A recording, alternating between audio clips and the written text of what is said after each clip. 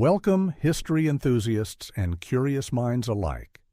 Before we dive into a gripping tale of courage, strategy, and survival during one of the most intense moments in European history, I warmly invite you to like this video and subscribe to the channel. Your support helps us bring these fascinating stories to life, so don't forget to join our community and stay tuned for more. Paris stands on the brink of disaster.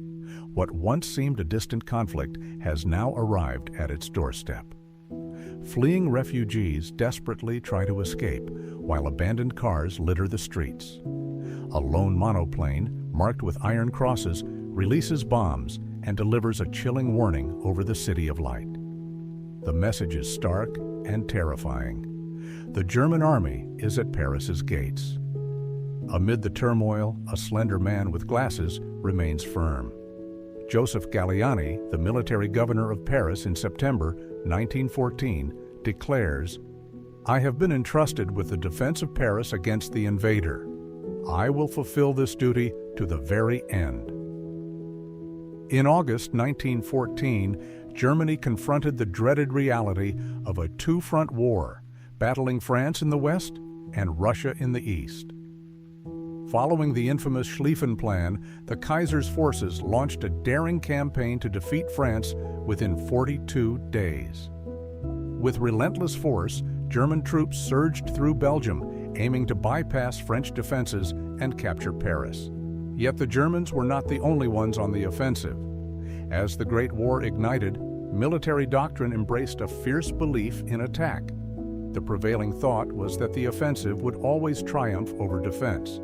In response, France initiated its own assault, known as Plan 17th. French armies advanced into Alsace-Lorraine and southeastern Belgium, hoping to crush the Germans in one decisive battle. Over 2 million soldiers clashed in the Battle of the Frontiers, the largest battle ever fought at that time. For the Entente, the outcome was grim. Although the newly arrived British Expeditionary Force, led by Sir John French, mounted a stubborn defense at Mons, the larger French forces suffered a crushing defeat. Inferior training, outdated weapons, and brightly colored uniforms made the French vulnerable in the early stages of the war. Moreover, the French army's aggressive tactics, combined with insufficient artillery support, proved disastrous.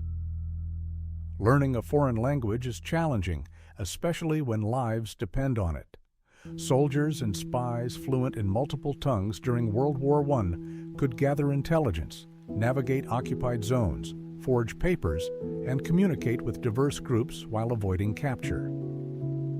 After suffering heavy losses to the German forces, French Chief of Staff Joseph Joffre ordered a general withdrawal into northern France. During this great retreat, French and British troops fought several rearguard actions and counterattacks as they fell back toward the River Marne, where Joffre reorganized his forces using France's extensive rail network and formed a new Sixth Army near Paris. As September dawned, German cavalry patrols reached just 8 miles, or 13 kilometers, north of Paris. It appeared the German army might succeed in its daring Schlieffen Plan. Yet, despite this promising outlook, the Kaiserreich faced several challenges that complicated its near victory. The French Army and British Expeditionary Force, BEF, retreated steadily and methodically, while German forces repeatedly failed to deliver a decisive knockout blow. German supply lines were stretched perilously thin as much of Belgium's railway network lay destroyed, forcing armies to operate farther from their logistics bases. Additionally, Chief of Staff Helmut von Moltke diverted several corps away from France to support garrisons and screening operations in Belgium and to defend East Prussia. Among these difficulties, the German army's greatest flaw was communication, or rather, the lack of it. The German armies operated almost independently, while Moltke remained at his headquarters in Luxembourg, far from the front lines. Coordination between army headquarters and field units was minimal to non-existent. As the Entente forces withdrew, the aggressive General Alexander von Kluck of the First Army chose not to encircle Paris from the west, but instead redirected his troops east of the city for various strategic reasons. As Kluck moved east to link up with the German Second Army under Karl von Bülow, French command intercepted this change through radio signals, aerial reconnaissance, and a map found on a dead German officer. This intelligence gave France a significant advantage. Bypassing Paris, the First Army exposed its flank to counterattack. Both Joffre and Gallieni recognized this opportunity. On the morning of September 5th, the fresh Sixth Army, commanded by General Michel-Joseph Monnery, launched an assault east of Paris, striking Kluck's left flank. Although German reconnaissance planes had spotted the French buildup, Kluck ignored the warnings and pressed southward to attack the BEF and the French Fifth Army. As a result, 150,000 French troops faced only 23,000 German reservists along the Arles River. Despite being outnumbered, the small German force counterattacked with concentrated artillery fire. A brutal day of fighting followed, but by nightfall, the French surprise offensive had stalled. In response, Kluck hurried reinforcements to his left flank and prepared a counterattack. The next morning, Joffre launched a general offensive along a 160-mile, or 257-kilometer, front stretching from Paris to Verdun. The largest battle Europe had ever witnessed unfolded, with over 1 million German soldiers confronting 125,000 British troops and 1 million determined French soldiers. Across the battlefield, every gain came at a terrible human cost. The full horror of industrial warfare was unleashed as artillery relentlessly battered outdated infantry tactics. Steel shells rained mercilessly on exposed men. The Battle of the Marne was a contest of mobility. Yet swift maneuvers faltered against new technology. Machine guns cut down advancing troops with deadly efficiency. In one tragic episode, a Moroccan unit suffered an 85% casualty rate. Among the French, there was a strong cultural aversion to digging trenches or adopting defensive positions. As a member of Joffre's staff remarked, the idea of organizing any defense inspired an almost instinctive repulsion. Digging into the earth was seen as dishonorable. During the battle, soldiers could be as ruthless as their weapons. When a German battalion surrendered by waving a white flag, pursuing French troops continued firing, killing 450 men. Near Paris, Kluck's First Army clashed fiercely with Monnery's Sixth Army. In one of the battle's most iconic moments, General Gallieni responded to the threat by requisitioning about 600 Parisian taxis to swiftly ferry reinforcements roughly 30 miles, or 48 kilometers, northeast of the city.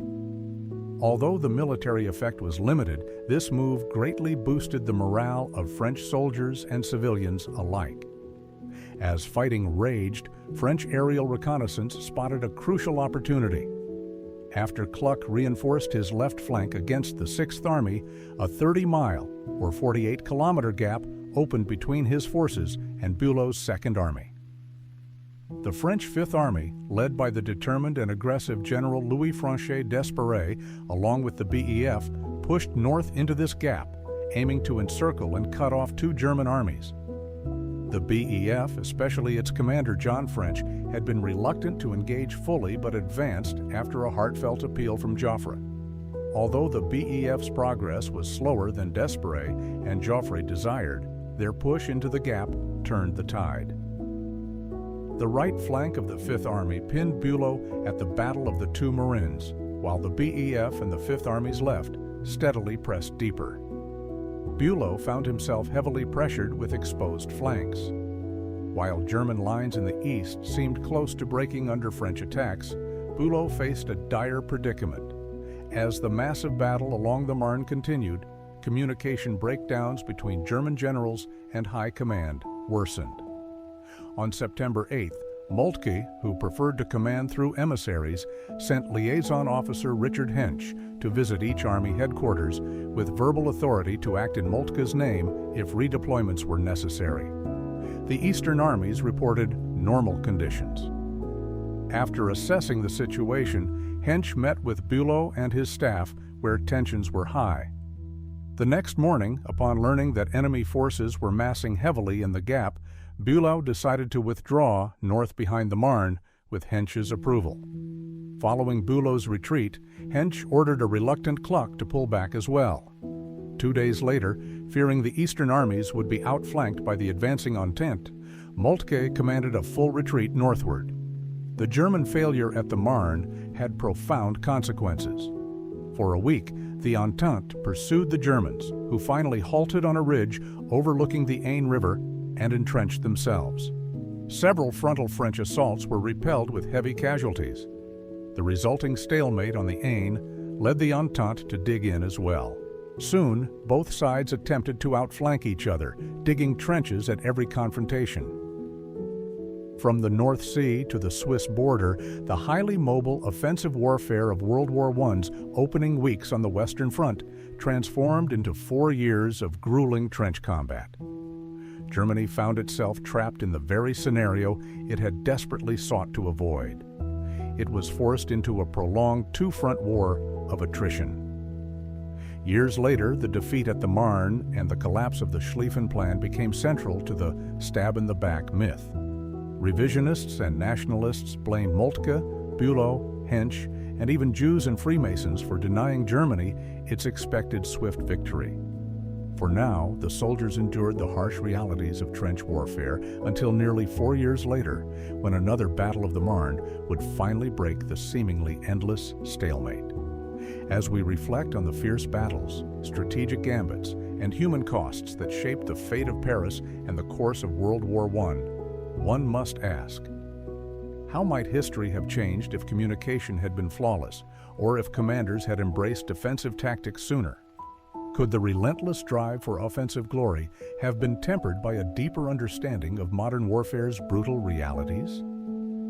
And beyond the battlefield, what lessons do these struggles teach us about leadership, resilience, and the price of ambition? I invite you to ponder these questions and share your thoughts, because understanding the past helps us navigate the future. What do you think was the turning point that sealed the fate of the Schlieffen Plan? Let's continue this conversation in the comments below.